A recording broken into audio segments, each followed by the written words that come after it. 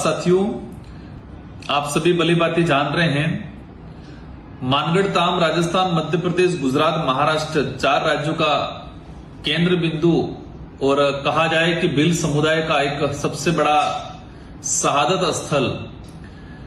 कल भारत सरकार ने लोकसभा में जवाब दिया और उस जवाब में मानगढ़ धाम को एक तरीके से तिरस्कार करने का काम किया।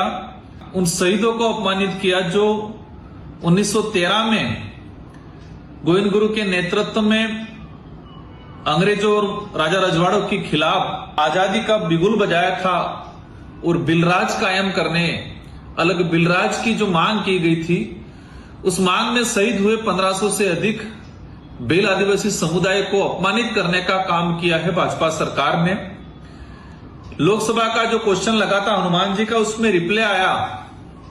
इससे पूर्व एक बार मेरे भी क्वेश्चन पे यही जवाब इस तरह से दिया गया था कि मानगढ़ धाम को महत्वपूर्ण नहीं मान रहे हैं। वो कह रहे हैं कि इसको राष्ट्रीय गौरव या राष्ट्रीय लेवल का दर्जा, राष्ट्रीय लेवल पे सम्मानित करने की बात नहीं कर रहे हैं। लेकिन कल जो जवाब दिया उसमें लिखा गया कि मानगढ़ धाम प्रमाणित और अखंडता बनाए हुए नहीं रखता है। मतलब भाजपा सरकार कह रही है कि मानगढ़ धाम का कोई पौराणिक इतिहास नहीं है, प्रामाणिकता नहीं है, कह रही है कि अखंडता की जैसी कोई बात नहीं है, उनको बनाए नहीं रखती, इसलिए मानगढ़ धाम को राष्ट्रीय धरोहर का दर्जा, राष्ट्रीय स्मारक का दर्जा नहीं दे सकते। जिस तरीके से लोकसभा में जवाब आया, उनको प्रमाण चाहिए। 1500 से अधिक भील आदिवासी समुदायों का खून बहा, एक ही दिन में शहादत हुई, उस शहादत का प्रमाण मांग रही है भाजपा सरकार। अखंडता नहीं चाहिए, हमारे गोविंद गुरु महाराज की धुनी है, वो धुनी अखंडता है हमारी, लेकिन कह रहे हैं कि अखंडता बनाए हुए नहीं है, पुरातात्विक नहीं है। मानगढ़ धाम में 1500 से अधिक आदिवासी शहीद हो गए और उनको पुरातात्विक और प्रमाणिक सबूत चाहिए। कह रहे हैं कि हम इसे राष्ट्रीय स्मारक घोषित नहीं कर सकते।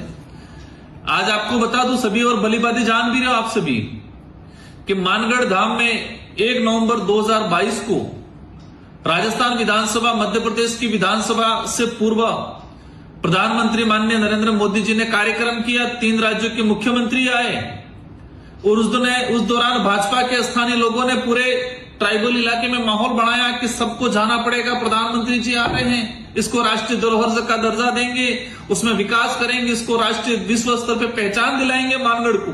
इस तरह से आदिवासी समुदाय, अन्य समुदाय को बहला फुसला के ले जाने का काम किया। उस दौरान भी यह था कि मानगढ़ को राष्ट्रीय धरोहर का दर्जा दिया जाएगा, राष्ट्रीय स्मारक का दर्जा दिया जाएगा, लेकिन नहीं दिया गया। इससे इनकी जो कथनी और करनी में जो मानगढ़ धाम को भाजपा के लोग हो या अन्य कांग्रेस पार्टी के लोग हो, सबने सिर्फ वोट बैंक के रूप में यूज करने का काम किया गया है। हमने देखा है कि जब भी चुनाव आते हैं, लोकसभा चुनाव से पहले महामहिम राष्ट्रपति महोदय को भेजा, अच्छी बात, हम स्वागत करते हैं, लेकिन सिर्फ आदिवासी बाहुल्य क्षेत्र को वोट बैंक के रूप में यूज किया। मानगढ़ जो हमारा शहादत स्थल है, इन भाजपा के लोगों ने वोट बैंक के रूप में यूज करने का काम किया गया है। आज जिस तरह से पार्लियामेंट में क्वेश्चन का रिप्लाई दिया है, वो रिप्लाई ही नहीं, इन 1500 शहीद जो भील गणवीर थे उनको अपमानित करने का काम किया है। यही नहीं, आपने देखा होगा उदयपुर से सांसद आते हैं मन्नालाल जी, इनके लिए तो क्या ही बोले तो कम पड़े, मजबूरी में बोलना पड़ रहा है। इन्होंने, आपको ध्यान होगा, साल भर पहले हमारे 9th क्लास की किताब थी, उसमें लिखा था मानगढ़ का इतिहास, गोविंद गुरु महाराज की जीवनी और बिलराज की जो बात थी, हमारे गोविंद गुरु महाराज के नेतृत्व में अलग बिलराज की जो बात हुई थी, उसको पाठ्यक्रम से हटाने का काम किया। राज्य सरकार को पत्र लिखा कि मानगढ़ का जो इतिहास है, गोविंद गुरु महाराज के नेतृत्व में जो अलग बिलराज कायम करने की जो मुहिम छड़ी थी, उसको हटाने का, उसको सिलेबस से हटाओ, ये आपत्तिजनक है। 1500 भील गणवीरों जो शहीद हुए, उनकी शहादत को आपत्तिजनक बताया और पाठ्यक्रम से हटाने का काम किया। ये लोग उस विचारधारा के लोग हैं जो आदिवासी इतिहास को मिटाने का काम करते हैं।